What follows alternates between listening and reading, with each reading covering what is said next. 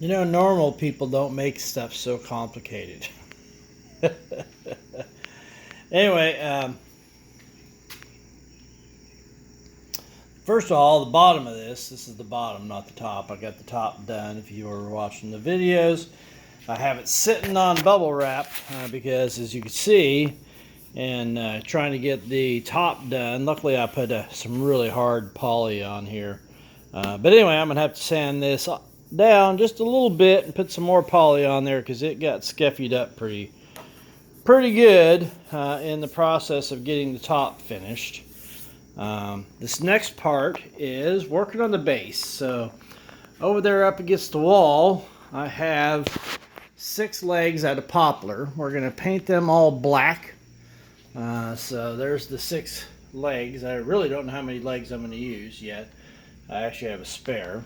I'm going to paint them all black with the milk paint. That lamp black, really pretty stuff. I'm trying to get the bottom to match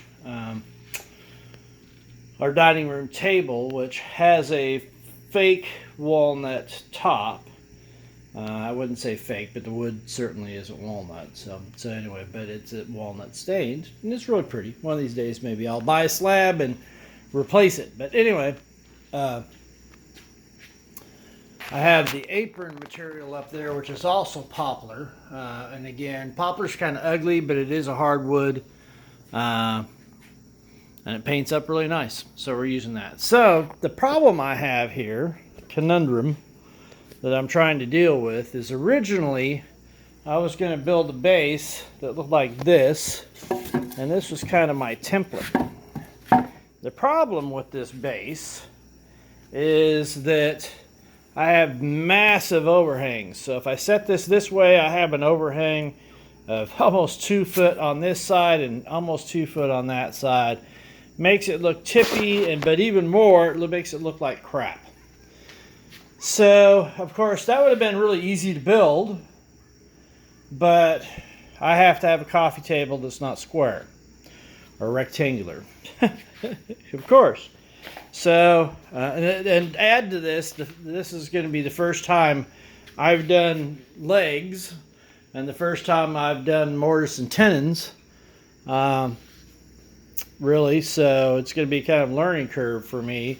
So now I have to complicate it. So can't just do 4 legs, right? You can't just do 4 legs, because 4 legs look like that, and the problem is I have that much overhang.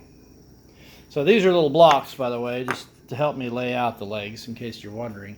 Those aren't going to be the legs. It's not going to be that short. It is going to be 16 inches, 18 inches tall. So the conundrum, and of course you can see the huge overhang there, right? I also have this big indent in here, which is part of the heart, natural part of the heart shape, and it needs to be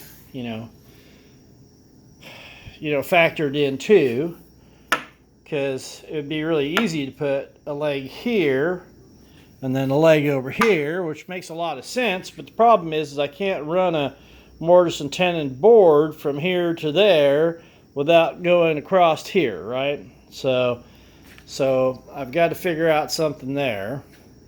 I've got a bow here, right? So if you look, there's a bow there, and then there's side over here.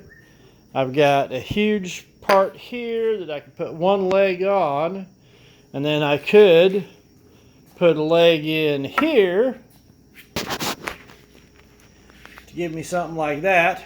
I told Cheryl if I put 6 legs on it, we're going to call this thing the bug, I guess. Kind of weird.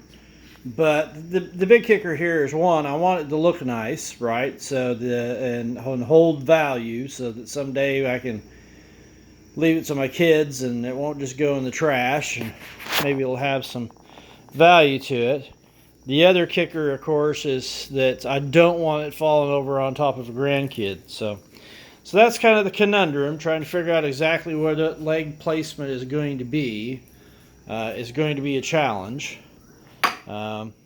Tremendously. maybe I can do 7 legs. Put 2 back here, 2 right there, 2 up there. So again, the tricky part is you don't want to put these too far in, because if you put these too far in, then the grandkid's going to sit, or somebody's going to sit right here, and that whole thing, they're going to end up on the ground with that on top of them.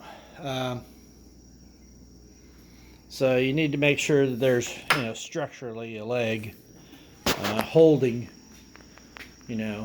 that up. So anyway, let's see if I can get that figured out and still have, the nice pretty apron going around the side. The hard part is going to be doing the mortise and tenons on essentially what's going to be an angle, as you can probably see, right? I'm going to have to do an angle. So yeah, the first time I get to do mortise and tenons, I don't get to just build a rectangle and make it easy peasy. I get to build something like this and have these obtuse angles in here. So anyway, gonna be fun. I haven't seen to make any easy projects yet. Keep making them all complicated. So we'll see.